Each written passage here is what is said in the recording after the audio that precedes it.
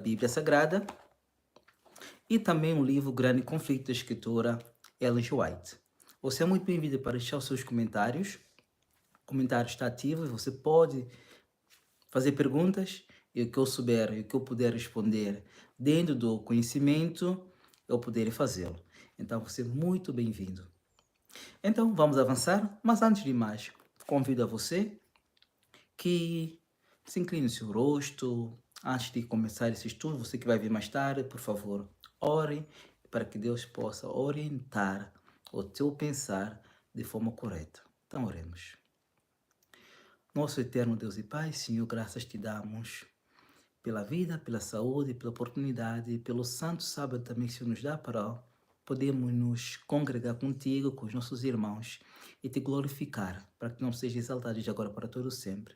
Vem nos instruir através da tua palavra, Senhora, que ela seja suprema na nossa vida, assim como o Senhor é. Pai, obrigado por tudo. Oramos agradecidos nesse pequeno estudo, no nome de Jesus. Amém.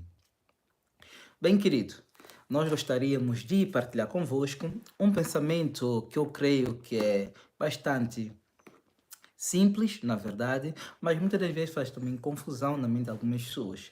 Eu gostaria de partilhar contigo o tema, o grande conflito. Quando começou? E por que começou? Quais as causas? Quais as consequências também? Quem originou o grande conflito? Então, sem mais delonga, eu vos convido a abrir no livro de Isaías, capítulo 14, e Ezequiel, capítulo 28. Então, vamos começar primeiro por capítulo 28 de Ezequiel, vamos depois para o capítulo 12 de Isaías, e também vamos para o capítulo 12 de Apocalipse, e vamos ter outros textos mais que vamos debater sobre a questão do grande conflito. E para o teu conhecimento do grande conflito, na verdade, ele é acerca do juízo em relação a Deus, que foi levantado na pessoa de Satanás. Eu creio que você deve ter o conhecimento acerca disso. Então, eu convido você a pegar na tua Bíblia e juntos vamos meditar na palavra de Deus. Chegue mais perto. Exato. No livro de Isaías, capítulo 14, e também no capítulo 28 de Ezequiel, que nós vamos abrir em primeiro lugar, são profecias referentes àquilo que, na verdade, já tinha acontecido. Já havia acontecido. Então, são referências a como Deus poderia atuar na vida daqueles que são desobedientes, mas também, acima de tudo, acima do próprio inimigo. Bem, segundo o conhecimento que nós temos, Deus criou tudo. Quando eu refiro a tudo, tudo que nós conhecemos que é causa natural, não artificial da mão humana. Então, com isso, nós temos as coisas sobrenaturais que nós não vemos, como, por exemplo, vento. Nós sentimos, mas não vemos o vento. Mas também Deus criou seres visíveis e invisíveis, e dentre eles seres inteligentes e invisíveis, e que nós chamamos de anjos. E nessa criação de anjos, Deus criou o primeiro anjo, segundo o mundo acredita, segundo a crença religiosa crê. O primeiro anjo, que é chamado de Miguel Arcanjo. E você pode mas espera, Miguel Arcanjo não é o próprio Jesus? Exatamente, Miguel Arcanjo é o próprio Jesus. E ele, na verdade, ele é Deus. Então, ele é um anjo superior a todos os outros anjos. Não é uma criação que eu posso dizer Deus criou. É como Deus também criou Jesus, nascido de mulher. Agora, vamos de uma forma mais clara explicar isso. O que quer dizer isso, criar? Criar é dar forma a algo que nunca existiu. Certo? Então, quando você estava a pensar logo que eu ia dizer, Lúcifer foi o primeiro anjo criado. Agora, vejamos por que eu digo Miguel Arcanjo foi um anjo criado. Por quê? Porque não existia esse anjo, Miguel Arcanjo. Ele antes era Deus, então tomou forma de anjo. Se vocês preferirem assim dizer, Miguel Arcanjo é uma forma de Deus em anjo. E depois veio abaixo de Miguel Arcanjo, que nós conhecemos como Lúcifer. Lúcifer é um querubim, ou melhor dizendo, querubim ungido, um dos mais exaltados dos anjos. E esse querubim ungido, ele ficava sempre na presença de Deus, ele assistia a Deus. É como se ele estivesse aí como um superintendente de Deus. E na verdade, um anjo querubim, ele guarda a lei de Deus, como nós temos ali no Êxodo 25, quando Deus dá exemplificações, aliás, ou melhor, explicações sobre como criar a arca e a arca da aliança. Em cima havia dois anjos chamados anjos querubins que tinham suas asas voltadas um para o outro, em cima da arca, ou chamado em cima do propiciatório, certo? Na tampa, que se chamada de propiciatório. Então, isso é que nós chamamos de querubins. E Deus também fez anjos e colocou nas cortinas, que é para apresentar os seres celestiais que Deus criou. Então, esse anjo, chamado Lúcifer, ele tem uma discriminação na Bíblia muito, mas muito interessante. Eu gostaria de ler contigo esta profecia, que está ali também. E vamos começar pelo capítulo 28 de Ezequiel, a partir do verso 11, que nos diz assim. Atenção, Ezequiel 28, 11 em diante, dando uma descrição sobre Lúcifer. E também vamos mais uma descrição mais detalhada um pouco no livro de Isaías, capítulo 14. Então vamos aí. Diz assim: Veio a minha palavra do Senhor dizendo: Filho do homem, levanta-te, uma lamentação contra o rei de Tiro. E diz-lhe: Assim diz o Senhor Deus: Tu és o sinete da perfeição, cheio de sabedoria e formosura. Com certeza Deus não está a falar para um homem. Com certeza Deus não está a falar para um homem. Aí o rei de Tiro. Estavas no Éden, jardim de Deus, e todas as pedras preciosas te cobrias.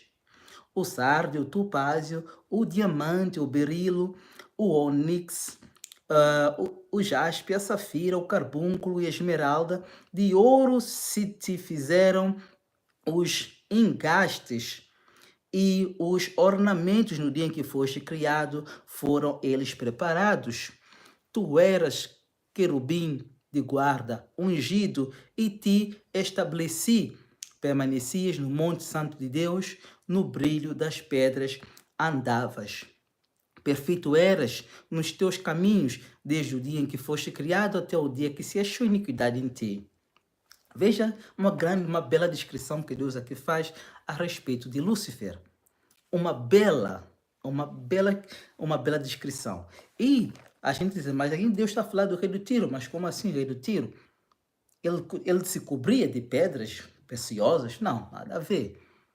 Aqui não encaixa. E diz que o rei do Tiro estava no Éden. Não, sabemos que Éden é um lugar, mas o jardim do Éden foi Deus quem o plantou. E muitos dizem, mas espera aí, o jardim do Éden não permaneceu lá. Não, não permaneceu, porque veio o dilúvio, desfez tudo. Mas na verdade, segundo a nossa crença adventista do sétimo dia, nós cremos que o Éden foi removido, ou melhor, o jardim do Éden foi removido da terra e foi levado para o céu. E mais tarde vai ser entregue ao povo remanescente, aquele que guardaram os mandamentos de Deus e tenha fé de Jesus. Todos aqueles que têm caráter de Cristo, que lavaram suas vestiduras no sangue do Cordeiro. Vamos avançar.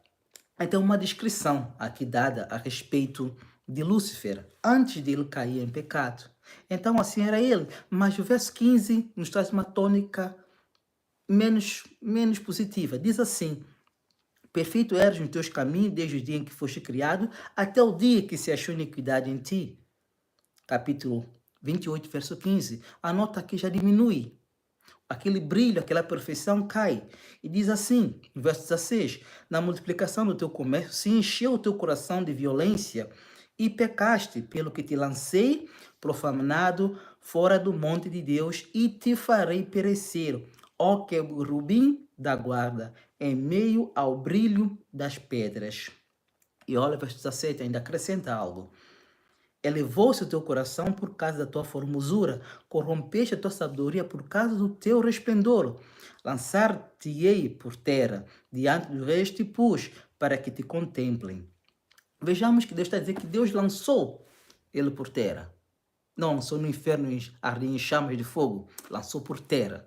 Então, quando dizem que, não, Lúcifer, o anjo mau, está lá no inferno, onde estão as almas e coisas. Não, Deus está a dizer aqui na descrição que lançou-lhe por terra. Muito bem, sabemos que não é apenas ele, mas também os seus anjos. e os seus amigos que se uniram contra o governo de Deus. Mas já chegamos ali. Então vamos agora para Isaías capítulo 14, como já havia mencionado. Isaías 14, a partir do verso 12, nos dá mais alguns tópicos em relação a este anjo. Capítulo 14, a partir do verso 12, nos diz assim: Como caíste do céu, ó Lúcifer, filho da alva, como foste lançado por terra, tu que debilitavas as nações, tu dizias no teu coração: eu subirei acima das estrelas de Deus, exaltarei o meu trono, e no monte da congregação me assentarei nas extremidades do norte. Subirei acima das mais altas nuvens e serei semelhante ao Altíssimo. Contudo, serás precipitado para o reino dos mortos, no mais profundo do abismo. Os que te virem te contemplarão e hão de fitar-te e dizer: é este o homem que fazia estremecer a terra e tremer os reinos? Que punha o mundo como um deserto e assolava as suas cidades? Que os seus cativos não deixava ir para casa? Todos os reis das nações, sim, todos eles jazem com honra, cada um no seu túmulo. Queridos, é uma descrição mais forte ainda de onde ele se caiu. Aquele sinete perfeito que Deus criou, aquela obra perfeita da criação. Ele se elevou o seu coração, quis ser semelhante ao Altíssimo, quis sentar na parte do norte. Vejamos que coisa espantosa. Será que nós também temos desejos de tomar posições que não cabem a nós? Ou então estamos em lugares que não devíamos estar? Bem, vamos avançar. É verdade que esta guerra começa diretamente porque esse ser angélico quis ser semelhante a Deus. Ele quis tomar o lugar de Deus. Ele quer estar onde só Deus tem o direito de estar. Então ele inventa uma campanha. E essa campanha é dizer que o governo de Deus não é justo. Lembra aquela parábola do trigo e do joio? Exatamente. No capítulo 13, vamos lá. Mateus capítulo 13. A parábola do trigo e joio. Ela é contada para exemplificar como é que apareceu o mal sobre o mundo. Como é que veio o pecado a este mundo. Então diz assim: veja só, naquele mesmo dia, saindo Jesus de casa, sentou-se à beira do mar. Grandes multidões se reuniram perto dele, de modo que entrou no barco e se assentou, e toda a multidão estava ao pé da praia. E de muitas coisas lhe falou por parábolas e dizia: eis que o semeador saiu a semear. E ao semear, uma parte caiu à beira do caminho, e a outra caiu no outro lado, e a outra caiu no outro, e a outra caiu no outro. Mas não era, acima de tudo, onde eu queria chegar. Vamos avançar a partir do verso 10. Então, esta parábola aqui vem nos falar sobre onde Deus germina a sua semente, faz germinar a sua semente. E então, infelizmente, algumas caem nos locais onde rapidamente produzem, ou melhor, germinam, mas depois não tem sustentáculo. Mas vamos avançar. A partir do verso 24, nos traz aí onde eu quero chegar. Diz assim: outra parábola lhe propôs, dizendo: o reino dos céus é semelhante a um homem que semeou a boa semente no seu campo. Mas, enquanto os homens dormiam, veio o inimigo deste homem, semeou joio no meio do trigo e retirou-se. E quando a erva cresceu e produziu fruto, apareceu também o joio. Então, vindo os servos do dono da casa, lhe disseram: Senhor, não semeaste boa semente no teu campo? De onde veio, pois, o joio? Que pergunta, não é? Você só semeia boas coisas e estás a colher coisas geradas? Ou consequências tóxicas? És bom para o mundo e as pessoas ainda assim te criticam, falam mal? Você não vai mudar por causa das pessoas. Continue no seu caminho. Continue no seu percurso. Quem precisa mudar são elas. Continua sendo bom. Embora que só Deus é bom.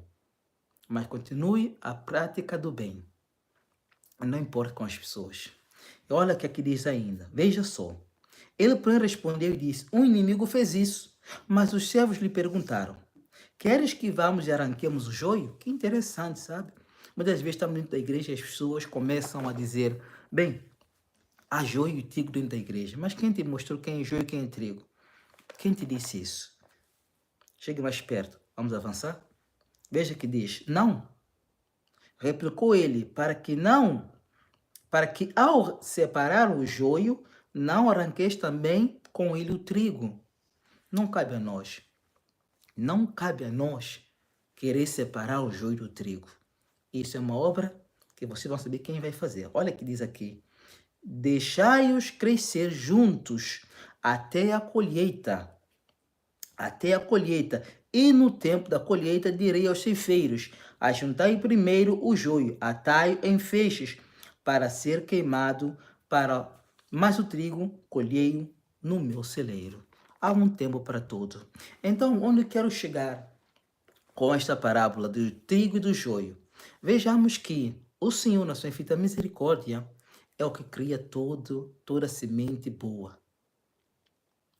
O Senhor, nosso Deus e Pai, nosso Senhor e Salvador Jesus, Ele criou tudo perfeito. Mas, infelizmente, veio o inimigo e semeia nos ouvidos das pessoas o mal. Começa a colocar coisas na mente, nos ouvidos. Eu gostaria de ler contigo uma passagem que é bastante importante para o nosso estudo de hoje. Ele está num dos livros de Espírito e Profecia da senhora Ellen G. White. E olha o que o texto aqui diz, que é muito interessante esse texto. É muito poderoso. Veja o que ele diz aqui. Veja, Cristo em sua vida e morte respondeu para sempre a profunda e a ampla questão quanto a se Deus, aliás, a si, vou repetir. Cristo em sua vida e morte respondeu para sempre a profunda e ampla questão quanto a se existe um Deus abnegado, se Deus é luz e amor. Foi esta questão surgida nos mundos lá de cima, o que representou o início do afastamento de Satanás em relação a Deus. A mudança ou abolição das leis de seu governo nas cores celestiais foi exigida como evidência do amor de Deus. Ou seja, se Deus realmente é amor, Ele que muda as leis. Se Ele é bom, Ele muda as leis, porque as leis de Deus não são boas. As leis de Deus não servem. É isso que o inimigo estava propondo. É a semente, é o joio. É o joio que ele semeou nos ouvidos dos anjos bons. Simples assim. Entenda. Deus, na sua infinita misericórdia, disse: não arranquemos o joio. Não arranque. A semente já está ali. Vai produzir. Se você arrancar agora, você corre o risco de também arrancar o quê? As boas sementes. O trigo também vai ser arrancado. Ou por outras palavras, o inimigo veio e plantou a dúvida na mente dos anjos. Lúcifer, na sua campanha, ele semeou essa semente de dúvida na mente dos seres angelicais que nunca tinha pensado numa coisa dessas. Nunca pensaram na possibilidade de que o governo de Deus era isso ou era aquilo. Porque só havia paz no céu, só havia alegria, bondade, amor. Então, como agora surge esta questão que o governo de Deus não é boa, não é bom, a sua lei não é boa? Então, que necessidade de mudança? Então, alguns começaram a pensar, será que ele não falou uma coisa que é verdade? Será que não é verdade isso? Pensem nisso. Se Deus é bom, por que há tanto mal no mundo? Se Deus é poderoso, por que Ele não distingue tudo de uma vez? Extingue, aliás. Mas, se Ele fizer isso, como é que vai ser o seu caráter? Como é que seria o caráter de Deus? Então, quando Cristo morre na cruz, Ele responde toda essa questão. Um Deus que fez menor menor do que Adão e Eva. Nem vou falar dos anjos, menor que Adão e Eva. Ele veio num tempo em que a sociedade estava completamente corrompida. Estamos a falar de 2000 anos atrás. 2000 anos atrás. A sociedade já estava pior do que quando Adão e Eva pecaram. Então, Cristo não vê como a natureza em que ele poderia, como Adão e Eva, usufruir das delícias do jardim do Éden. Pelo contrário, havia muitos males. Se nós estudamos a história de Israel, e nós vamos entender isso, a gente com certeza vai perceber onde Cristo nasceu, onde ele cresceu, é Nazaré. Procurem saber a cidade chamada Nazaré, da Galileia. Vocês descobrirão. E é lá onde ele cresceu, se desenvolveu. Mas o seu caráter era simétrico ao caráter de Deus. Firme como a rocha inabalável, mas contudo, manso e humilde. Continuando nosso estudo, então esse inimigo plantou joio. E o joio não poderia ser arrancado, porque também, com a dúvida que o inimigo plantou na mente dos anjos, então houve uma grande batalha, uma grande divisão. Deus deu tempo para que as pessoas se esclarecessem. Deu tempo para que o próprio inimigo não desenvolvesse esse ódio que ele nem sabe de onde foi buscar, na verdade. Porque ele começou a ter inveja de algo que não fazia sentido. Não fazia sentido a inveja que ele sentia na pessoa de Deus, na pessoa de Cristo, de Miguel Arcanjo. Eu uso o termo Cristo e Miguel Arcanjo porque, na verdade, era Miguel Arcanjo no momento. Cristo a gente deve conhecer por Cristo é o Salvador. Aquele que vem nos libertar dos nossos pecados, não nos nossos pecados. Então, Miguel Arcanjo, ele foi invejado por Lúcifer. E foi isso que levou toda essa guerra. Então, ele não satisfeito com isso, não satisfeito, ele faz com que outros anjos também embarcam na mesma ideia. E aí a guerra. Então, essa guerra ela é descrita lá em Apocalipse também. Também. Por que eu digo também? Porque essa guerra que surgiu lá no céu fez com que houvesse divisão. Depois dessa divisão, Deus colocou um fim. Então, Deus coloca um fim. Então, Deus expulsa, como aqui nós lemos, tanto em Ezequiel 28, como também em Isaías 14. Então, eles são expulsos do céu, aquele grupo de anjos que juntaram a Satanás, a antiga serpente chamada Diabo e Satanás. Então, eles estão reservados, como diz Judas no capítulo 1, eles estão reservados para tormento, para perecerem. Então, queridos, esse grande conflito está dando continuidade. Não sabemos quando começou. Não sabemos quando começou. Quando o mal começou a tomar conta do inimigo, do Lúcifer. Não sabemos quando. Mas sabemos quando Adão e Eva deu esse primeiro passo. Não é? Sabemos. Há 6.000 anos atrás, mais ou menos isso, não temos a data precisa, mas há 6.000 anos atrás isso aconteceu. Adão e Eva cederam ao capricho do inimigo. E ele ali, e aí conseguiu. Ele disse, já viram? Deus criou seres que não são capazes de obedecer às suas leis. E mostrou-se certo, porque Adão e Eva não obedeceram. Então, ele estava à espera que Deus destruísse Adão e Eva, porque Deus disse, no dia em que vocês comerem do fruto, no mesmo dia vocês vão morrer. Deus, na sua infinita onisciência, proveu um escape para Adão e Eva. E esse escape não responderia apenas que o seu governo é justo, não salvaria apenas Adão e Eva, mas também que o seu governo, e até mesmo essa dúvida, essa semente do joio que o inimigo plantou nos corações dos anjos, porque ficou uma grande confusão no céu. Então Deus teve que separar. E ainda os anjos santos que ficaram ali, então como que eles continuaram a conviver com Deus na obediência? Então é algo que Deus precisa resolver. E Deus resolveu isso na cruz. Foi na cruz em que Deus resolveu. Deus resolve na cruz. Eu vou mostrar para você isso. Então, Jesus passou 33 anos aqui nesta terra. Nos primeiros anos, não é dito nada acerca de Jesus. Só diz que o menino crescia e se fortalecia. Até os 12 anos, vemos Jesus a primeira vez entrar no templo, a Jerusalém. E ali em Jerusalém, ele teve a oportunidade de ver como eram os sacrifícios dos animais lá no templo.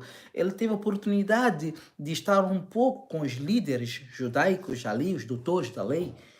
E ele teve a oportunidade de aprender, entre aspas, com eles, porque é isso que eles queriam, que o menino aprendesse com eles. Mas ele mostrou que ele fazia da palavra de Deus o seu pão de cada dia. Ele fazia perguntas e os mestres ficavam como? Ele nunca estudou nas nossas escolas. Como é que ele é tão sábio? Como é que ele parece ser muito mais puro do que nós? É algo fascinante.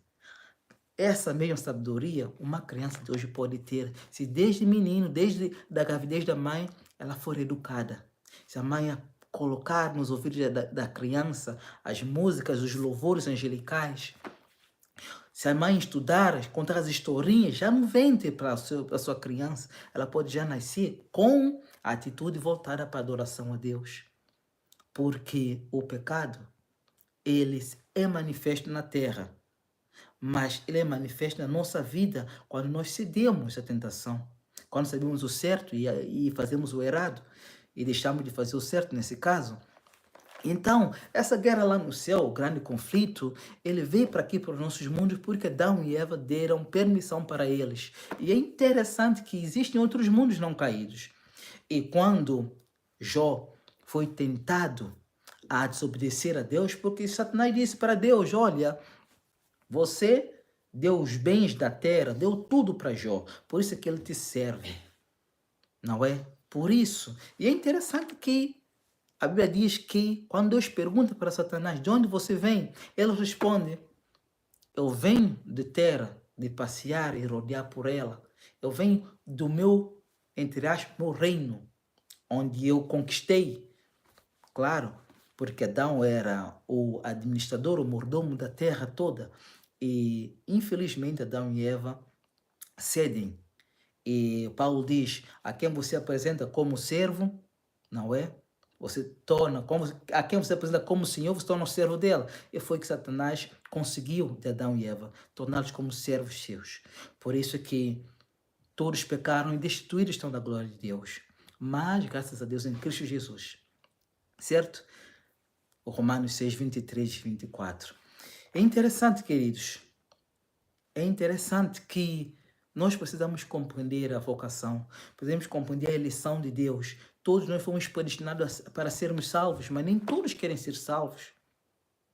Todos os anjos foram criados para viver na perfeição, na beleza, na alegria, mas nem todos quiseram permanecer ali. Então, eu e vocês somos convidados a viver na eternidade, na imortalidade, a viver com fogo consumidor. Quem habitará com fogo consumidor? Quem subirá ao santo monte de Deus? Aquele que é limpo e puro do coração, que não se entrega à sua má vaidade, nem jura enganosamente. Bem-aventurado o varão que não anda com o conselho dos ímpios, nem se assenta na roda dos escarnecedores, mas tem o seu prazer na lei do Senhor, e na sua lei medita de dia e de noite. Então, queridos, Deus nos convida a abrir a sua palavra e meditar nela. É interessante que, voltando novamente para o capítulo 13, dos versos 24 a 30, não é? É interessante que essas ervas começaram a brotar e os servos viram e disseram, vamos lá arrancar. Deus respondeu, o Senhor respondeu, não, deixemos crescer, porque há um tempo determinado para que haja esse julgamento. E esse tempo chegou. Jesus Cristo nasce nessa terra. Ele vem, ele esvazia-se tudo, ele deixa sua divindade para viver como homem, embora 100% Deus, 100% humano, mas ele deixa de lado a sua omnipresença. Ele fica num corpo em que ele não consegue estar em todos os lugares ao mesmo tempo. Então, ele vem e ensina aos homens os caminhos de Deus. Ele vem, se entrega por amor a Deus. Ele obedece a Deus, ele obedece ao Pai, ele está em comunhão com o Pai todo momento, ele busca saber qual é a vontade de Deus. Ele diz que a sua comida, a sua bebida é fazer a vontade do Pai. Ele diz que os seus irmãos, as suas irmãs, os seus são aqueles que obedecem à vontade de Deus. Então, a minha comida, a minha bebida deve ser fazer a vontade do meu Pai Celestial. E Jesus deixa todos esses ensinos aos seus discípulos. E no final ele se entrega. Naquele momento, lá no Jardim de Getsemane, Pedro fica desgostoso, os discípulos ficam desgostosos, como até mesmo Judas Iscariotes, que tramou prender Jesus, até fica desgostoso porque ele achava, ao fim e ao cabo, que Jesus ia se libertar. Ele ia se libertar, porque ele via em Jesus alguém que era capaz de se libertar, mas Jesus não se liberta. Jesus deixa se levar. Jesus deixa se levar, não é? E ele é esbofetado, é levado de um lado para outro como cordeiro, para ver se havia algum defeito nele, mas Pilato dizia, não vejo nele coisa alguma. E vai para Herodes, mesma coisa, não vejo nele nada. Não, até se acha, né? Eu tenho poder de te libertar, Jesus diz. Ou tu tens poder porque do céu é te dado. Porque do céu é te dado esse poder. Por isso é que em Daniel diz o quê? Deus é quem põe reis, tira reis. Então, não fiquemos preocupados com o governo deste mundo, porque Deus quem permite haver esse tipo de homens na terra. Então, queridos, é interessante que Cristo se entrega e ali ele sofre. Eu queria ler convosco o sofrimento de Cristo, que está relatado tanto em Mateus como Marcos, Lucas, João. Então, é descrito a zombaria, o escárnio que o Filho de Deus sofre por amor de ti, mas acima de tudo por amor à lei de Deus, que não pode ser de jeito alguma alterada, mudada. O governo de Deus é justo e é por isso que Cristo se entrega para o seu governo. Ele ali com o peso e o fardo do pecado da humanidade, ele clama, Deus meu, por que me desamparaste? Ali em Getsemane, no Getsemane, ele clama, Deus, meu Pai, se porventura, se não dava para passar esse cálice, mas faça que seja do seu jeito. Ele clama, Deus meu, por favor, retire de mim esse cálice. Então a natureza que geme, ele reconhece o peso e o fardo do pecado que está esmagando ele, porque o pecado faz separação entre nós e o nosso Deus. Então, o peso está sobre ele. O peso do pecado de todo mundo está sobre ele, desde Adão e Eva. Então, ele sabe que se ele não levar esse fardo, então não há garantia, nem mesmo, não há segurança, nem mesmo para os anjos dos céus. Não há segurança. Então Deus envia o anjo mais poderoso do céu para confortar Jesus. E nessa altura, quando os discípulos acordam, vê ali uma grande luz. Eles quase que ficam assim, amedrontados. Jesus está sendo fortalecido por um anjo Gabriel. Ele é fortalecido. Antigamente, Miguel é que vinha para ajudar Gabriel, lá no capítulo 9 de Daniel. Mas agora é o anjo Gabriel que vem para fortalecer o Miguel. Entende? Na forma humana, porque Jesus esvaziou-se por amor de ti. Mas antes de tudo, antes de ti, por amor ao governo de Deus. E já vamos chegar onde eu quero chegar, onde eu quero, na verdade, chegar com esse papo todo. Queridos, então o anjo Gabriel vem e diz para Cristo, olha, ele não vem para te tirar teu cálice das mãos. Não, você vai beber o teu cálice. Você sabe que precisa beber o cálice para a minha segurança, para a segurança de todo mundo criado. Porque o inimigo levantou uma dúvida se realmente o governo de Deus é justo, se Deus é amor. Não é? Então, ele vem para consolar, para confortar Cristo. Primeiramente veio Moisés e Elias. E depois veio, mais tarde, anjo Gabriel. E ali, Cristo, renovado, se ergue e diz aos discípulos, vamos, porque aquele que me trai, vem. E então, Jesus avança e chega ao traidor. Não é? E o traidor diz, aquele que eu beijar é esse, prendei-o. E estava à espera que Jesus não soubesse das coisas, querido. Deus sabe de tudo. E Jesus diz para ele, com um beijo trai o teu mestre. Isso cai ele tão mal, tão mal. E aprende, e eles perguntam, e aliás, Jesus aqui pergunta, me perdoem, Jesus pergunta, quem vocês buscais? A quem vós buscais? E eles dizem, Jesus de Nazaré, Jesus, sou eu. E nessa altura, uma luz muito grande, ela se aproxima de Cristo de tal forma, se é de dentro, se é por fora, não sei dizer, mas sabemos que o céu se mostra presente e aí todos eles caem. Todos os cavaleiros que vieram para prender Jesus caem juntamente com Judas e ficam eles sem, sem efeito. E depois eles continuam. Então, quando o soldado tenta lançar a mão de Jesus, o Pedro levanta e puxa a espada e corta uma orelha do Malco, do soldado Malco. E Jesus disse, olha, coloca aí tua espada, porque quem usa a espada também será morto. Toma cuidado. E coloca e apanha a orelha do Malco, coloca de novo. E a orelha do Malco é sarada num instante. Nem mesmo isso, eles percebem ali que estão diante de alguém muito mais poderoso do que eles.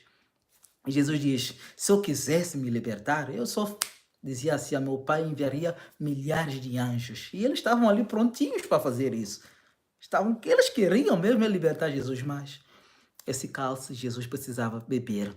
E é interessante ali, queridos, que Jesus avança, mas avança como um homem de dores.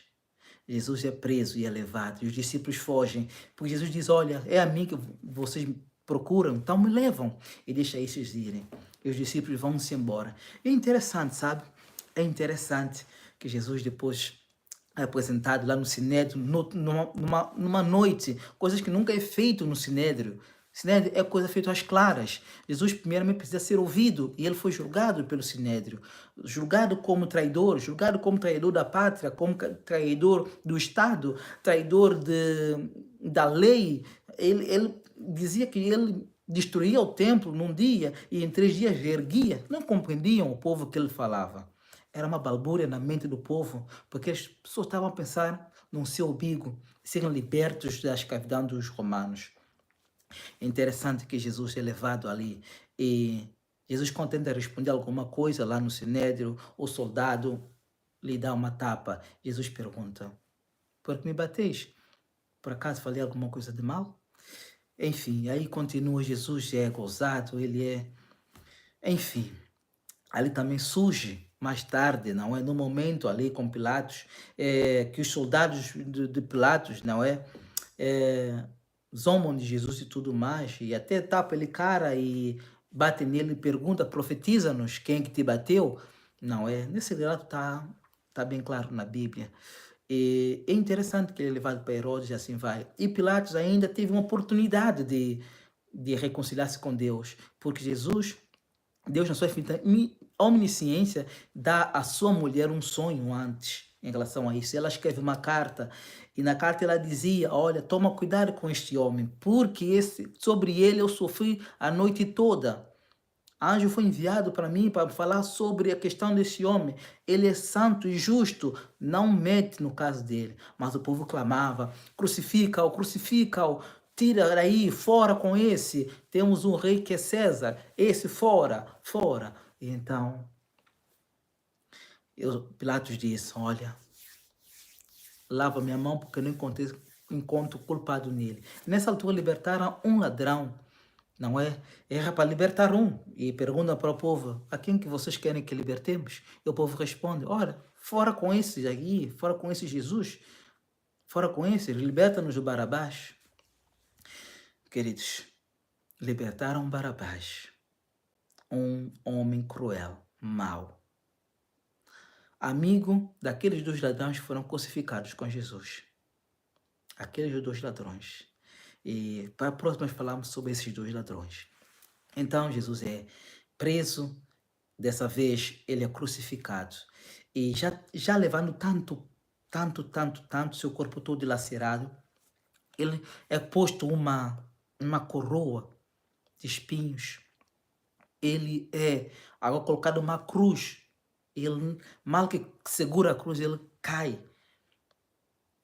uma, duas vezes, não conseguia, até que é visto alguém que parece que compadecesse dele, que é José, um sireneu, certo sireneu ali, e esse homem que leva a cruz até o lugar onde Jesus é crucificado. E ali na cruz pendida, não, Jesus diz para o apóstolo João que acompanhou as coisas, as cenas todas, diz para ele, porque a mãe dele estava ali e a mãe dele sofre tanto com isso, tem desmaios e ali vai. E Jesus diz para ela, eis aí o teu filho, falando do apóstolo amado, eis aí o teu filho. E desde aquele momento, João cuida de Maria, porque José já havia morrido e os irmãos de Jesus não eram filhos diretos. Então, ela não tinha filhos, aparentemente, segundo a tradição, ela não tinha mais filhos com José, além do Jesus. Então, nessa altura, Jesus clama, Eli, Eli sabachthani. Nesse período, a terra toda se esconde. Como é possível o seu Criador sofrendo ali? O seu Criador pendido na cruz. Então, os anjos dos céus ali presentes, é dito nas Escrituras, diz profecia, que eu gostaria de ler esses pensamentos com vocês. É muito lindo essas passagens. Eu achei o máximo a forma como é abordado a questão ali. Os anjos estão perante os acontecimentos. O universo celestial havia observado com intenso interesse toda a vida de Cristo. Cada passo, desde a manjedoura até a presente cena assombrosa. E que cena era essa para milhares e dezenas de milhares de anjos, miríades e miríades, querubins e serafins contemplem? Anjos pairavam sobre o local, no Getsemane, a fim de testemunhar a cena. Contemplaram o Filho de Deus, seu amado comandante, Miguel Arcanjo, em sua sobre-humana agonia, aparentemente morrendo no campo de batalha para salvar um mundo perdido a perecer. Todo o céu ouvir aquela oração de Cristo. Se possível, passe de mim este cálice, mas não como eu quero, mas faça segundo a tua vontade. Os anjos que haviam feito a vontade de Deus no céu desejavam ansiosamente confortar Jesus. Entretanto, estava além de suas forças a aliviar suas tristezas. Estava sozinho, eles jamais haviam sentido os pecados de um mundo arruinado, de modo que apenas podiam contemplar com assombro o objeto da sua adoração, agora sujeita a uma inexprimível tristeza. Embora os discípulos houvessem fracassado em simpatizar com o Salvador na hora mais tremenda do seu conflito, todo o céu encheu-se de simpatia e esperou pelo resultado do doloroso interesse. Sabe? Quando Jesus disse para os discípulos, João, Tiago e Pedro, velem comigo, porque minha alma está angustiada. Ele separou esses 3 discípulos, muitas vezes ele fazia isso. E eram os discípulos mais próximos. Mas só que eles tomados de sonos dormem. Na crise suprema, quando coração e alma se rompem sob o fardo do pecado, como já havia dito, Gabriel é enviado para fortalecer o divino sofredor, animando-o a prosseguir no caminho manchado de sangue. É-nos dito na Bíblia que, lá em Daniel capítulo 7, aliás, capítulo 9, que haverá um tempo em que o Messias é cortado. Esse tempo era esse. Era cortado o Messias. E avança dizendo, o Filho de Deus entregue ao povo para ser crucificado. E quem presencia essa cena? Todo o céu, o universo celestial, Deus Pai, Satanás e seus anjos, todos estavam ali. Todo o céu presenciou o tratamento cruel dispensado a Cristo. Nas terríveis cenas da sala de julgamento, Deus mostrou ao universo celestial o Espírito que se manifesta naqueles que não estão dispostos a obedecer a sua lei. Todos que não estão dispostos a obedecer a lei de Deus têm esse espírito cruel. E avança dizendo, nessa horrível crise, quando tudo estava em jogo, quando o misterioso cálice tremia nas mãos do sofredor, abriu-se o céu. Surgiu uma luz por entre a tempestuosa treva da hora da crise. E o poderoso anjo que se acha na presença de Deus, ocupando a posição da qual Satanás caíra. Qual é a posição? Querubim ungido. Quem é esse anjo? O mesmo anjo que veio para dar notícia do nascimento de Cristo, dar a notícia do nascimento de João Batista. O mesmo anjo que foi ter com Daniel para falar sobre o dia em que o Messias seria nascido ou seria cortado. O mesmo anjo que foi ajudado por Miguel Arcanjo, o anjo Daniel. O anjo não veio para tomar-lhe o cálice das mãos, mas para fortalecê-lo, a fim de que o bebesse com a certeza do amor do Pai. Os mundos não caídos contemplavam a cena com assombro, incapazes de compreender o nível de degradação ocasionada pelo pecado. Legiões de anjos maus controlavam os sacerdotes e dirigentes e, mediante os mesmos, prosseguiam as sugestões de Satanás quanto a persuadir e tentar o povo, através de falsidades e suborno, a rejeitar o Filho de Deus e a escolher um ladrão e assassino em seu lugar. E continua ainda mais. Que cena era essa para ser contemplada por Deus, serafins e querubins? O Filho unigênito de Deus, a majestade do céu, o Rei da glória, sendo zombado. Deus sendo zombado, insultado, escarnecido, rejeitado e crucificado por aqueles a quem viera salvar, os quais se haviam entregado ao controle de Satanás. Foi difícil para os anjos suportar a cena. Eles teriam libertado Jesus das mãos dos seus inquiridores, mas os anjos em comando lhes proibiam fazê-lo. Jesus sabia que os anjos testemunhavam a cena de sua humilhação. E a gente tem essa parte bem dolorosa. Salvou os outros e a si mesmo não pode salvar-se? Mateus 27, 42. Foi a frase zombeteira, lançada contra Cristo enquanto agonizava pendente da cruz. A qualquer momento poderia ele haver salvado a si mesmo, descendo da cruz. Contudo, houvesse ele procedido assim, o mundo teria sido entregue ao controle do grande apóstata. Foi espantoso para os anjos que Jesus não houvesse fechado com morte os lábios dos escarnecedores. Lembra daqueles dois homens que simplesmente ofereceram fogo estranho? Exatamente, morreram. Lembra sobre Sodoma e Gomorra? Foram destruídas. Queridos, lembra sobre o povo antediluviano? Também foram destruídos. Queridos, a omnisciência de Deus tem um tempo que ele chega, mas Cristo aqui não poderia. Se ele descesse da cruz, se ele existisse, não haveria segurança para nós. Não sabíamos o que teria acontecido, mas não havia segurança nem para os anjos dos céus, nem para nós. Seria uma coisa terrível. Vamos avançar. Entre aqueles que zombavam de Cristo pendente da cruz, encontravam-se personificados, assim como serpente foi personificada, ou melhor, Satanás personificou-se em serpente e falou com a Eva. Satanás e seus anjos estavam ali. Era Satanás quem enchia as bocas com vis maldições e inspirava os gracejos. Os principados e potestades das trevas uniram-se em torno da cruz.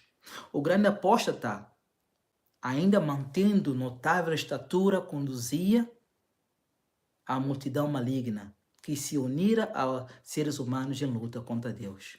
E Cristo estava lutando com o poder de Satanás, que declarava ter Cristo em suas mãos. Parecia que tudo estava perdido, que era superior em força ao Filho de Deus, que o Pai estava rejeitando o Filho e que este não estava, mas que ele próprio no favor de Deus. Agora, deveria Deus fazer alguma coisa nessa altura? Cristo não cedeu a menor grau ao inimigo torturador, por amor de nós.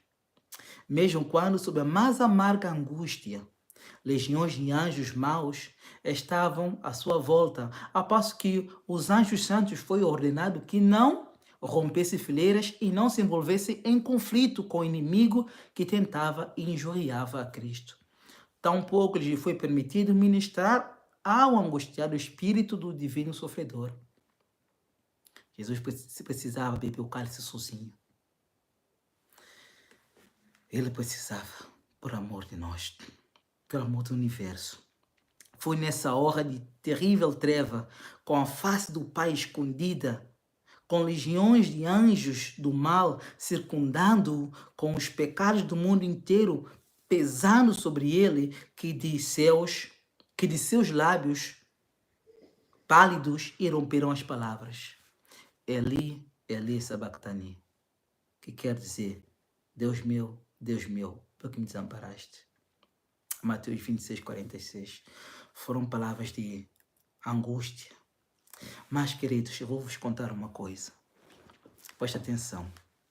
O Pai, junto com os seus anjos, também se escondeu na espessa escuridão. Deus estava bem perto de seu filho, embora se houvesse manifestado a ele ou a qualquer ser humano, houvesse um só raio de sua glória e poder penetrado nessa grossa nuvem que envolvia Cristo, todos os espectadores seriam sido extintos. Deus estava ali. Lembra o texto do apóstolo Paulo?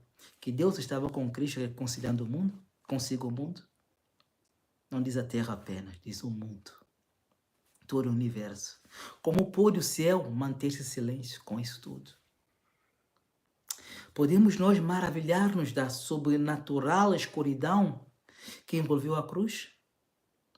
A terra, o sol escureceu, houve tremor de terra. Podemos admirar-nos de ver as rochas partindo-se, de ouvir o bramido do trovão, de ver os relâmpagos faiscantes, de perceber a terra tremendo sob a marcha do exército celestial, enquanto este contemplava seu amado comandante, sofrendo tamanha indignidade? Os anjos, os santos anjos, horrorizavam-se de que alguém que estivera com eles pudesse cair tão baixo e ser capaz de tamanha crueldade com a que demonstrara ao Filho de Deus no Calvário. Eles perguntavam: mas como Satanás, como Lúcifer que nós conhecemos, nosso amigo lá do céu, nosso companheiro de longas datas, de eras eternas, como pôde ele cair tão baixo de fazer isso? Lembra do texto que lemos há pouco tempo? Todos aqueles que são desobedientes a Deus, este é o caminho que trilham. E continuamos dizendo: todo e qualquer sentimento de piedade e simpatia que alguma vez esses anjos santos houvessem nutrido por Satanás ou sobre lá a pessoa do Lúcifer em seu exílio, foi agora banido do coração deles. Rompeu um véu. Rompeu o véu do templo, do alto a abaixo. Mas foi posto uma barreira. Enquanto a terra foi rompido um véu do templo, do alto abaixo, dando assim agora a legitimidade de todos, judeus e gentios, entrar na presença de Deus no lugar santíssimo, agora é colocado um véu. É colocado um véu, um muro de separação entre seres angelicais de cima em relação aos seres angelicais de baixo. Aqueles que protestavam ou apostataram, aqueles que deixaram a sua vida de anjo lá no céu, aqueles que levaram avante essa guerra junto de Lúcifer, que é chamado Satanás. Queridos, daqui por diante há separação. Podemos admirar-nos que isso aconteça? Podemos nos admirar? Podemos nos admirar? Eu quero ler com vocês algo que é muito, mas muito poderoso, muito sério. Diz assim: a morte de Cristo na cruz assegurou a destruição daquele que possui o poder da morte, que foi originador do pecado. Estamos a falar de Satanás. Quando Satanás for destruído, não haverá ninguém para tentar outro a pecar. Por isso é que o mal não se levantará mais. Não haverá quem incita ao mal. A expiação jamais necessitará de ser repetida. Não haverá mais expiação. Você está me ouvindo? Preste atenção. Deus está a dizer para você, é agora. A nossa decisão hoje é agora, não é amanhã. Você precisa entender que se nós deixarmos para amanhã aquilo que devemos fazer hoje, estamos a trilhar um caminho muito, mas muito perigoso. Aliás, a expiação jamais necessitará ser repetida e não existirá o risco de uma nova rebelião no universo de Deus. Nunca mais. A erva daninha, ou aliás, o joio ser semeado, nunca mais. A única medida capaz de vencer o pecado neste mundo de trevas evitará que, novamente, o pecado brote no céu. Veja só, queridos, o significado da morte de Cristo será percebido por santos e anjos. Homens caídos não teriam um lugar no paraíso de Deus sem o Cordeiro morto de Deus antes da fundação do mundo, ou desde a fundação do mundo. Os anjos atribuem honra e glória a Deus, a Cristo, pois nem mesmo eles se encontravam seguros com o inimigo astuto e cruel, exceto ao contemplarem os sofrimentos do Filho de Deus. É através da eficácia da cruz é através da eficácia da cruz que os anjos do céu são protegidos contra a apostasia. Sem a cruz, eles não se encontrariam sem maior segurança contra o mal do que os anjos estavam antes da queda de Satanás. Por quê? Porque o autor de plantar o joio no campo onde só há trigo, ele agora vai ser destruído. A perfeição angélica fracassou no céu. A perfeição humana fracassou no Éden, no jardim do Éden. O plano de salvação, tornando manifesta a justiça e amor de Deus, provê eterna salvaguarda contra a rebelião dos mundos não caídos. A morte de Cristo sobre a cruz do Calvário é a nossa única esperança neste mundo e será o nosso tema no mundo por vir. Queridos, vou dizer que tremendos textos que eu acabei de ler quando fala sobre a morte e a expiação de Cristo. Eu quero continuar convosco ainda. Não saiam daqui. Preste atenção nos textos que nós vamos ler a seguir. Preste atenção. Então Cristo morreu. Jesus se deu o seu espírito e expirou. Ele morreu. Foi sepultado. E foi colocado 100 soldados sobre o túmulo de Cristo, para que nenhum discípulo pudesse ali roubar-se o corpo e depois fosse dizer que ele ressuscitou. O próprio Satanás colocou ali os seus anjos malignos também, mas estava ali a hóstia angélica de Deus também, esperando o terceiro dia para que Cristo ressuscitasse. Mas, na verdade, foi descida aquele anjo poderoso, como um raio que sai do trono de Deus, desceu sobre a terra com poder e majestade, e ele rola a pedra como se fosse um seixo. Rola aquela pedra onde estava Cristo, no sepulcro, e ele entra e diz: Jesus, Filho de Deus, o teu Pai te chama. E Cristo sai vitorioso e pergunta: ó morte, cadê o teu aguilhão? Vamos ler esse texto que é maravilhoso. Ó morte, onde está o teu aguilhão? Ele diz: eu sou a ressurreição e a vida. Eu deponho a minha vida e volto a tomá-la. Olha que texto tremendo, tremendo. 1 Coríntios capítulo 15. Vamos nesse texto juntos. Capítulo 15, a partir do verso 54, diz assim: E quando este corpo corruptível se revestir de incorruptibilidade, o que é mortal se revestir de imortalidade, então se cumprirá a palavra que está escrita: tragada foi a morte pela vitória. E continua o texto: onde está a morte a tua vitória? Onde está a morte o teu aguilhão? O aguilhão da morte é o pecado, e a força do pecado é a lei.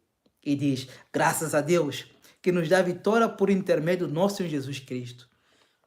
E após Paulo disse: Cristo não ressuscitou dos mortos, então estamos imersos em nossos pecados. O anjo desce e diz: Jesus, Filho de Deus Altíssimo, o teu Pai te chama. Jesus levanta. E quando ressuscita, ressuscita também aqueles que ressuscitaram com ele. Todos aqueles que o túmulo foi mexido. E Deus tira do túmulo algumas pessoas. Não sabemos quem são essas pessoas. Podemos conjecturar. Eu costumo dizer, talvez ali o João Batista foi ressuscitado. Daniel foi ressuscitado, não sei. Mas foram ressuscitados, entraram na cidade. E foram vistos por alguns. E Jesus passa, nesse momento, ele vai até ao céu. Porque nesse momento que Jesus ressuscita, o relâmpago se para por um tempo. E então chega Maria Madalena. E ela, quando chega no túmulo, ela vê que o túmulo está vazio, a porta está aberta. Os soldados já não estão ali, fugiram com a glória do anjo. Os soldados dos anjos maus também que estavam ali fugiram. E foram contar para Satanás dizendo que a vítima fugiu-lhes da mão. Fugiu-lhe das mãos. Já não podiam conter a vítima. E é interessante aqui que quando Maria Madalena chega com outras mulheres, e as outras mulheres vão embora porque depois de ver o túmulo, elas ficam assombrosas, e elas assombradas ali, elas perguntam: o que que houve? O que que houve? E ela demora um pouco mais ali, a Maria Madalena. E ela ouve uma voz a dizer: mulher, o que faz aqui? E ela pensa que é o hortelão, ou ainda aquele que nós chamamos de aqueles que cuidam dos jardins. E ela diz: olha, Senhor, se você sabe onde eu pus, por favor, diz-me. Porque elas foram para embalsamar o corpo de Jesus. Mas interessante que Jesus diz ela, Maria, com a voz de Jesus. Maria. E ela, mestre, que é dito Raboni, mestre. E ela colhe para lançá-lo aos pés e ele diz: não me tem ainda, porque ele não se para o meu Pai.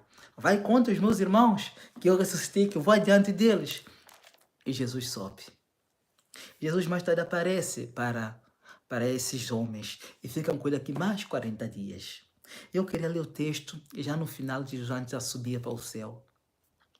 Antes de subir para o céu, eu quero ler com vocês textos poderosos. Preste atenção. Vamos agora abrir em... Passados esses 40 dias, Jesus sobe aos céus e tem um cortejo de anjos que levam Jesus para o céu. Um cortejo de anjos. E o primeiro texto que nós vamos ler, ele está no livro de Marcos, capítulo 16. Já estava profetizado essa entrada nupcial, essa entrada transbordante. Cristo ressuscitou, subiu aos céus. Então, lá em Marcos, capítulo 16, 19 a 21, nos conta como Jesus subiu aos céus. Mas antes desse pormenor, vamos ver Marcos. Também está no livro de Lucas 24 e Atos, capítulo 6. Diz assim, esse texto tão maravilhoso, queridos. Leia comigo, por favor. Marcos 16, os últimos versos, diz assim. Verso 19 e verso 20. Diz assim. De fato, o Senhor Jesus, depois de lhes ter falado, foi recebido no céu e assentou-se à destra de Deus. E eles, tendo partido, pregaram em toda a parte, cooperando com eles o Senhor e confirmando a palavra por meio de sinais e também que seguiam, os sinais que os seguiam. Agora vamos ler outro texto, como eu já tinha dito, Lucas 24, 50 e 53. Vou acrescentando mais tópicos. Lucas 24, olha que textos maravilhosos. Após Jesus expirar no céu, aliás, depois de ele ressuscitar-se. Veja que texto lindo aqui nos diz. 24, 50 e 53. Diz assim: então, Jesus os levou para Betânia e, erguendo as mãos, os abençoou. Aconteceu que, enquanto os abençoava, ia se retirando-se deles, sendo elevado sobre o céu, para o céu. Então, eles, adorando-o, voltaram para Jerusalém, tomados de grande júbilo, e estavam sempre no templo louvando a Deus. Mas um texto interessante. Agora sim, vamos para Atos dos Apóstolos, capítulo 1. Atos, capítulo 1. Que texto fascinante, queridos. Esse mesmo Jesus, diz os anjos, esse mesmo Jesus que vocês viram subir, o mesmo Jesus vai descer. Olha que texto tremendo aqui. A partir do verso Atos 6, 1 a 11. Deixa-me ver se eu não falei aqui no texto. Eu acho que é o Atos 1. Exatamente, Atos 1, 6 a 11. Diz assim: então, os que estavam reunidos lhe perguntaram: Senhor, será este o tempo em que restaures o reino de Israel? É nesse tempo, olha, aí na pergunta deles, depois de ver o mestre ressuscitado, eles não estavam entendendo muitas coisas, não entenderam. Respondeu Jesus: não vos compete conhecer tempos ou épocas que o Pai reservou pela sua exclusiva autoridade, mas recebereis poder ao descer sobre vós o Espírito Santo, e sereis minhas testemunhas, tanto em Jerusalém como em toda a Judeia e Samaria, até os confins da terra. Ditas estas palavras, foi Jesus relevado às alturas à vista deles, e uma nuvem o encobriu dos seus olhos. E estando eles com os olhos fitos no céu, estando eles com os olhos fitos no céu, enquanto Jesus subia, eis que dois varões vestidos de brancos, a serva do Senhor descreve que são anjos, Gabriel e outro anjo. Os mesmos anjos que foram ao sepulcro, que foram ressuscitar Jesus. Os mesmos anjos.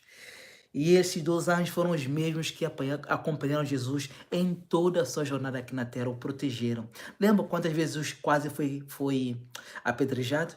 É que de um momento para outro, eles nem deram quando Jesus já tinha assumido diante dos olhos deles? Exatamente. Foram esses anjos. E, olha aqui, e eles disseram: varões galileus, por que estás olhando para as alturas? Este mesmo Jesus, esse Jesus que dentre vós foi recebido nos céus, do mesmo modo que o viste subir, vai voltar. A tumba está vazia. Ele vai voltar. Jesus é recebido nos céus. Passa mais 10 dias. Jesus agora é coroado como sacerdote para suas funções de intermediar, de ser sacerdote para com os homens. Deus para com os homens. E gosto desses textos porque são maravilhosos, são magníficos, queridos. E vejamos aqui coisas que a gente não entendia. E agora, quando ele recebe o poder, ele tinha dito nos discípulos: ficais ali, orem. Nesse período, eles contristaram as suas almas, viam tudo que estavam neles, estavam errados, e eles começam a entender coisas que eles não estavam entendendo. Só estavam preocupados com os seus umbigos, e agora eles reconhecem, se humilham, pedem perdão uns aos outros, ali no cenáculo, e nessa mesma altura, no dia de Pentecoste, eles recebem a unção do Espírito Santo. Jesus lá no céu, ele é consagrado. Aquele óleo de unção é derramado sobre ele, assim como é derramado sobre a cabeça de Arão, quando ele foi eleito como sumo sacerdote. Então Jesus aqui também é ungido. E esse óleo é descrito como desce sobre a barba de Abraão, desce e é recebido aqui no céu, na terra, pelos discípulos. E eles, com poder, eles saem a pregar. Queridos, então ali houve um momento de guerra. Houve um momento de guerra e separação para sempre. E eu quero ler convosco essa separação que houve entre os seres angelicais. Como já havia dito, Satanás perdeu a simpatia completa dos anjos. E eles agora procuram, de alguma forma, ter aquela ousadia de querer tomar parte mais no governo dos céus por causa de Adão e Eva. Mas já não lhe é possível porque Cristo mostrou que é possível guardar as leis de Deus, que o governo de Deus é justo. Respondeu para todos sempre. E então ele sobe aos céus. Ele sobe aos céus para fazer guerra. Mas antes que eu ler contigo um texto fascinante. Jesus é coroado rei. Jesus é dito que foi perante o Filho do Homem. E quando ele subiu aos céus, ele foi até o Pai. Olha que texto nos diz aqui em Daniel capítulo 7. Diz assim, Daniel capítulo 7, versos... Desculpem. A partir do verso 9. Diz assim: eu estava olhando as minhas visões de noite, e eis que vinha com as nuvens do céu, como filho do homem. Dirigiu-se ao ancião de dias, e o fizeram chegar até ele. E foi dado ao filho do homem, domínio e glória e o reino, para que os povos, nações e homens de todas as línguas o servissem. O seu domínio é domínio eterno, que não passará. O seu reino jamais será destruído. Que coisa tremenda. Ele diz assim, verso 18, mas os santos dos Altíssimos receberão o reino e possuirão para todos sempre, de eternidade em eternidade. Que coisa terrível. Verso 21, eu olhei e eis que olhei que o chifre fazia guerra. Que chifre é esse? Pelo mano do poder de Satanás, fazendo guerra. E vamos ver essa guerra que ocorreu lá no céu. Essa guerra que nós conhecemos em Apocalipse capítulo 12, que para sempre ficou decidida, que Satanás já não tem parte, nem seus anjos têm parte lá nas cores celestiais. Eu quero ler convosco esse texto, que ele é bem poderoso. Diz assim, Apocalipse 12, verso 7 em diante. Houve peleja no céu, Miguel e os seus anjos pelejaram contra o dragão. Também pelejaram o dragão e seus anjos, todavia não prevaleceram, nem mais o seu lugar se achou nos céus. E foi expulso o grande dragão, a antiga serpente chamada Diabo e Satanás, o sedutor de todo o mundo. Sim, todo o mundo. Foi atirado para a terra, e com ele os seus anjos. Então ouvi grande voz do céu proclamando, com uma voz de aclamação: agora vê a salvação, o poder, o reino do nosso Deus. E a autoridade de quem? Do seu Cristo. Cristo. Quem? A palavra Cristo significa o Messias. Aquele que morreria pelo pecado do povo. Aquele que se asseguraria a segurança dos santos anjos nos céus. E olha que texto fascinante aqui, queridos. Que texto fascinante. Diz assim, do seu Cristo, pois foi expulso o acusador dos nossos irmãos. Expulso de onde? Dos céus. Aqui fala acusador dos nossos irmãos. Então, é algo que aconteceu depois de Adão e Eva. Algo que aconteceu depois do pecado. Que Satanás foi expulso dos céus. Então, não foi logo. Não é essa questão que aconteceu antes. Agora, depois que Cristo sobe aos céus, que toma o seu lugar. Aí que é a expulsão do inimigo. E é dito mesmo, aqui claramente, o acusador dos nossos irmãos, o mesmo que os acusava de dia e de noite diante do nosso Deus. Lembra lá no livro de Zacarias que é aparecido o sumo sacerdote Josué sendo acusado diante do anjo de Deus que tinha vestes sujas e que Cristo disse, retire-lhe essa veste e põe-lhe vestes novas. Você conhece esse texto? Maravilhoso. É assim que ele faz com cada um de nós. Retira essa veste de imundícia que nós temos. Esse trapo de imundícia que é nossas vestes, que é a nossa conduta, e coloca-nos um novo coração. Você entende isso? Você percebe isso? E continua o texto nos dizendo assim, verso 11, e eles, pois, o venceram. Eles quem? Miguel e seus anjos o venceram por causa do sangue do Cordeiro. Eles quem também, queridos? Eles quem? Não somente os anjos venceram por causa do Cordeiro, mas nós também precisamos vencer por causa do sangue do Cordeiro, unicamente. E olha o que o texto ainda nos diz aqui, Olha que texto. E por causa da palavra do seu testemunho, do testemunho que deram, e mesmo a face da morte, mesmo a face da morte, não amaram a própria vida. Esses homens, Daniel, entre outros mais, mas nós também. Por isso festejai aos céus, e vós os que neles habitais. Ai da terra e do mar, pois o diabo desceu até vós, cheio de grande cólera, sabendo que tem pouco tempo. Queridos, esse é o texto final. Essa amizade que existia entre Satanás e seus anjos, e ainda um pouco de amizade antes da morte de Cristo, cessou. Porque todo o céu compreendeu claramente que não há lugar para Satanás. Não há amizade com ele. Se alguém que fora dado tanto, caiu tão baixo assim, então ele não deve ter parte mais. Quero terminar com esse texto que é maravilhoso. Maravilhoso, capítulo 5. Não vou lê-lo todo, mas você vai entender onde eu quero chegar. É dito aqui que João tem uma visão. E nessa visão é mostrado alguém com um livrinho na mão. Um livro que estava escrito por dentro e por fora. Mas só que não havia ninguém que era digno de abrir o livro, de desatar os seus selos. E ele começa a chorar muito. Muito, mas muito mesmo. Mas só que há uma voz que diz, não chores.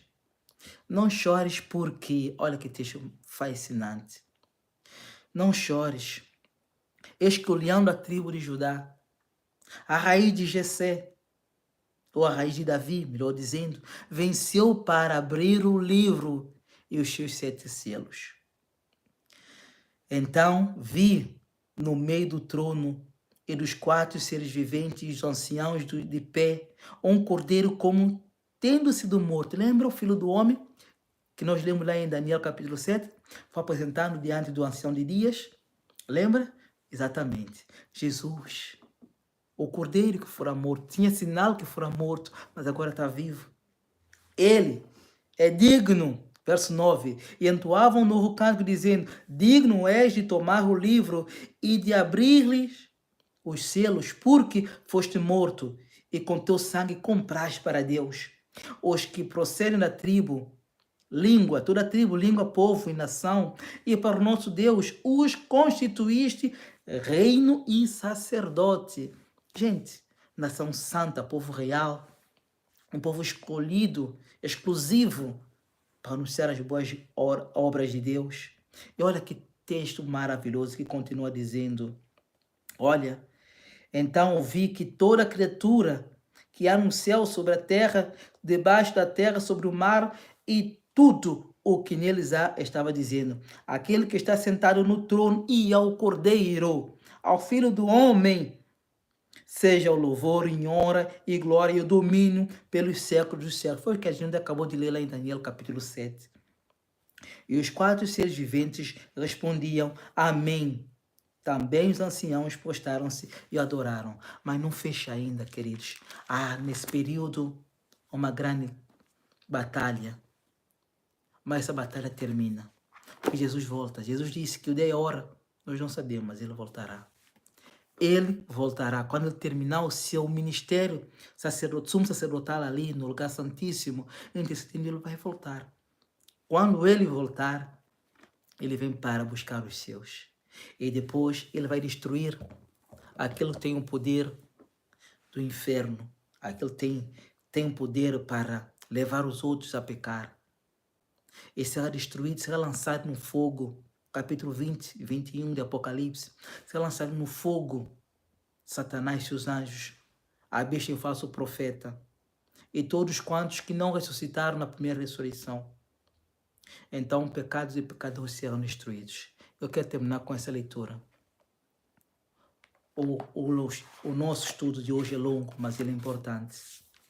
O texto do grande conflito terminou, ele termina assim. O grande conflito terminou. Pecado e pecadores já não mais existem. O universo inteiro está purificado. Um sentimento único de harmonia e de júbilo viva por toda a vasta criação. daquele que tudo criou, emana vida e luz. Alegria por todos os domínios do espaço infinito. Desde o minúsculo átomo até o maior dos mundos, todas as coisas animadas e inanimadas, na sua serena beleza e no seu perfeito regozijo, declaram que Deus é amor. Sabia que começou porque Deus é amor e termina porque Deus é amor. O grande conflito terminou. Já não existe pecado nem pecadores. Já não existe o maligno. De que lado você quer pertencer neste grande conflito, nesta grande crise? Quando a questão se trata sobre o governo de Deus, responde para você mesmo. Não permita que a sua vida seja vencida por coisas que você não quer abandonar. Permita Deus morar na tua vida. Que Deus te ajude, que Deus te abençoe. Amém?